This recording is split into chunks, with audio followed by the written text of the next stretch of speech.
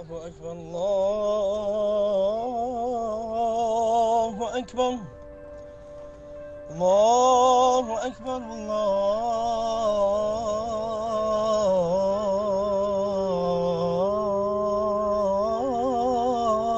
الله أكبر. I'm Shahied Simons. I've been staying here all my life. There was not even one troupe in Kaap when I started here. I was 22 when my father passed away. I inherited one thing of him. He had a heart problem, and I also had today. I had 2 heart attacks. He couldn't work when I was the age of 13, 12 years old because he was paralyzed, and I had to go and find work. I went and go and work in the docks and to earn some more money because we were a lot of kids and we were struggling.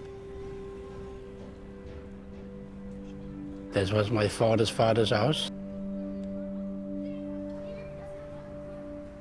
I was actually born in this house.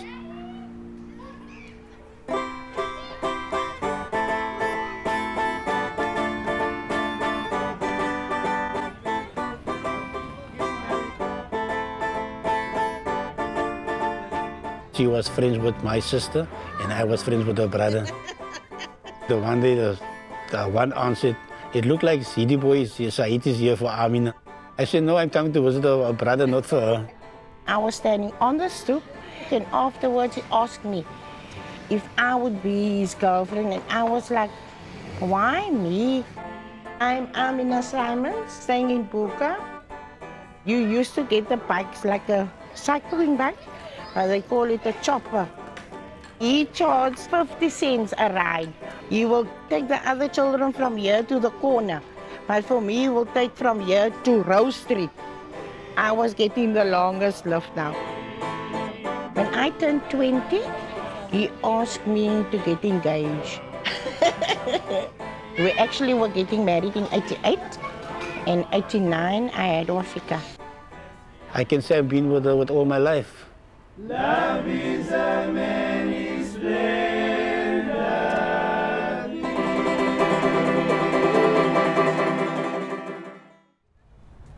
My name is Wafika. I currently live in Buka.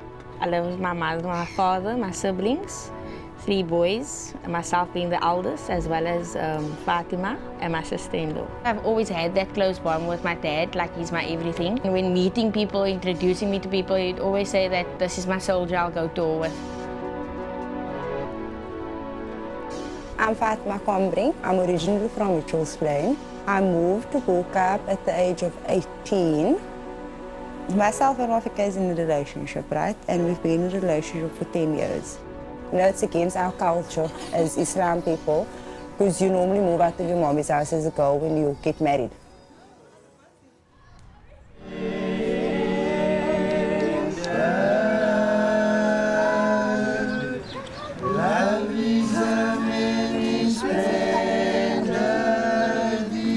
I've been playing with my father for all the years. I sing in the choir as well, and it's the only team in today's life that has a community choir.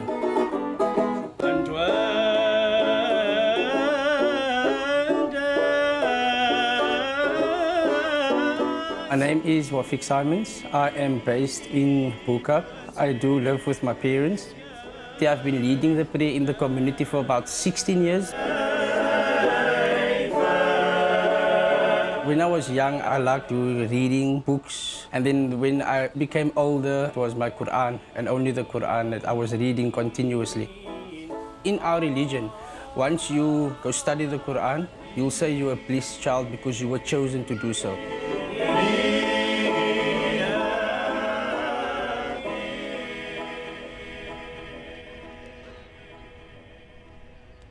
Buka for me is a loving, caring, one family. No one is different.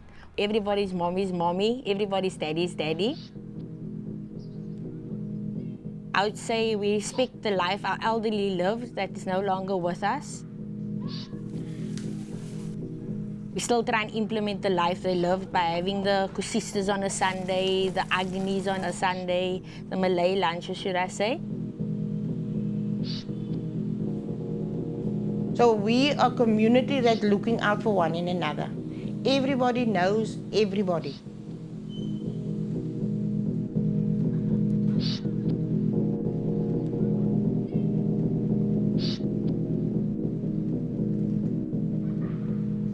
My dad had a Malay Choir, they were the young swans. It wasn't a big troop, but there was just like entertainment in them.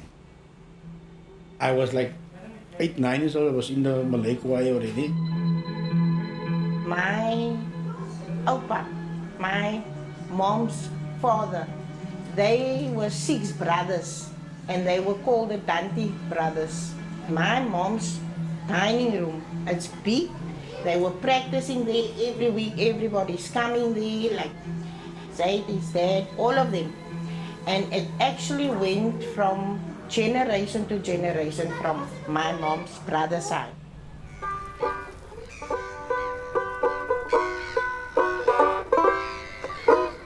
Amina's mother is my father's sister. We are cousins, crazy cousins they call us. Hi, my name is Zaid Dante. I'm from Kaap area and also I am with the Malay Choirs. The Malay Choir came out like we have a parade in the nighttime from the 31st of December, and then on the 1st of January the minstrels went out, and then on the 2nd of January they had a parade of the minstrels. That was the time of the slavery. They used to get off the 2nd of June to go in and join themselves, and that's where it started.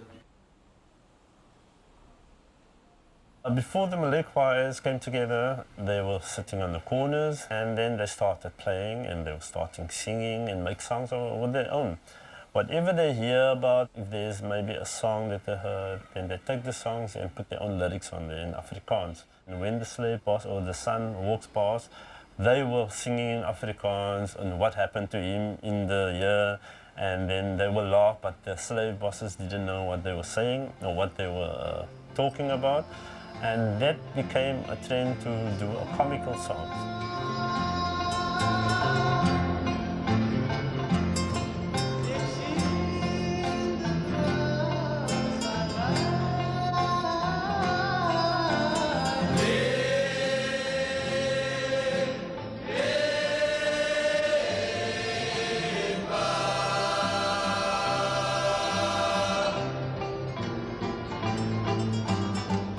I can't stop and I will never stop. I got the passion for clubs, and luckily my wife is also a close person.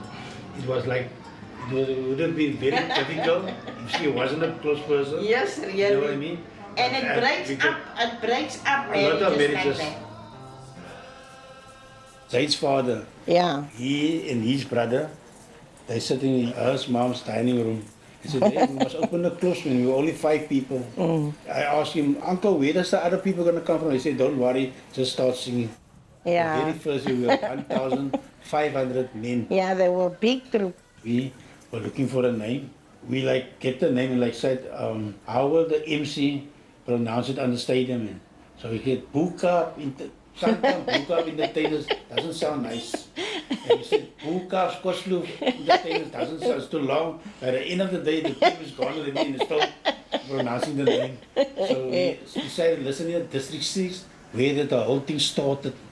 And the road march on the 2nd of June, they come from District 6 up into Kaap to the stadium. So I came up with the name District 6 Entertainers. That's how we came up with the name. Welcome, Suntown District 6 Entertainers!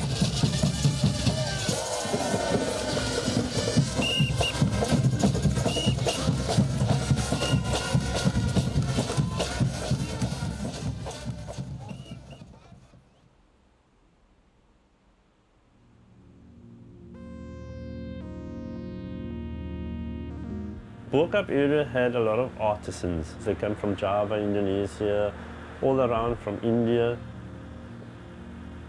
They became slaves when Van der Riebeeck came again. Forced removal came about, but they never took part of the Kaap area because the government was thinking of keeping them alive in the Kaap area.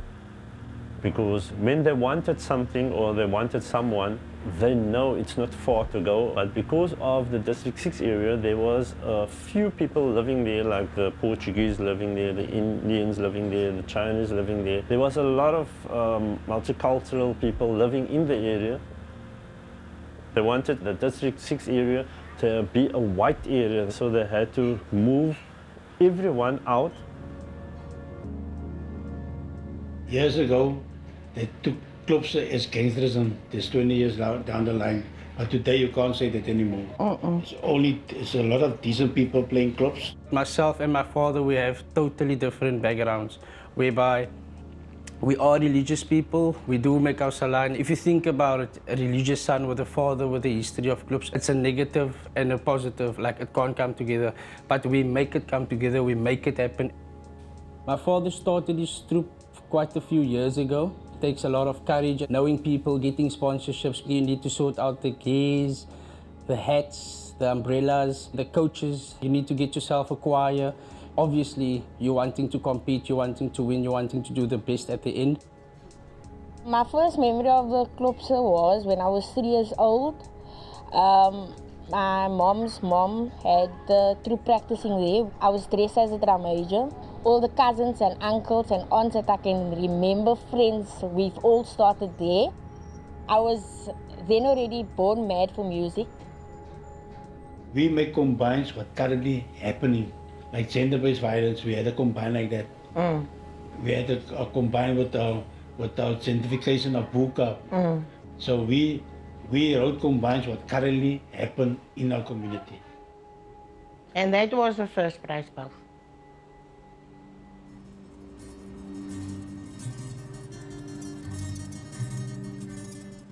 Buka has changed a lot, to be quite honest with you. Buka was like 98% Muslim community. Now, 10 years, 15 years down the line, 10 years down the line, the people are selling their houses. But you can't blame the people. They're getting old, they're only getting a pension, they can't afford the rates, they can't afford the water or the rent. You see people take over, but that is people selling their houses and moving out and letting others take over our heritage. People coming from other countries wanting to build hotels, apartments. It's not for our benefit. These people can't afford to live in these apartments. 2 months ago, the people was complaining, and definitely it's not Muslim people that's complaining. It's white people buying the houses here in Buka, complaining about the prayer time. I think the city got a plan for us over these years. To fight each other, to kill each other. Yeah. And to... That is how they get rid of us. They want to put us out of Buka. I will never sell this house. This history of this house is worth it. It's priceless. It means to sleep in the same room where your parents used to sleep in. For me, That's an honor. It's an honor. And to me, they can stay in here all their life. The government gave us nothing. No, they For don't. the course. Like as I say, if you go to a show, you must pay for the show. But we pay to give the show. It doesn't make sense, but we only playing for the love of it. And the clubs itself is part of a culture, if I say the colored culture. Colored, to be quite honest with you, the government gave us that name. They put us in a war zone. You get the blacks, you get the whites, but there wasn't a name for us. Where does the colored name came from, I don't know. To be quite honest with you. What does it mean? It's the color of our skin. If you say the color of our skin, you get the white color, you get the black color, you get the brownish color. I've never accepted the term in my life, being graded as a colored. I'd say that I'm proudly black. I don't want to put too much stress on my children. They mustn't carry on with this tradition. They must just stop it. They must just stop it. If I must tell you my dream is to go to Mecca. I would love all my children to go there. If God promises something, it's a definitive. People promise something, it's 50-50. And God's promise, if you look after your parents, God will look after you.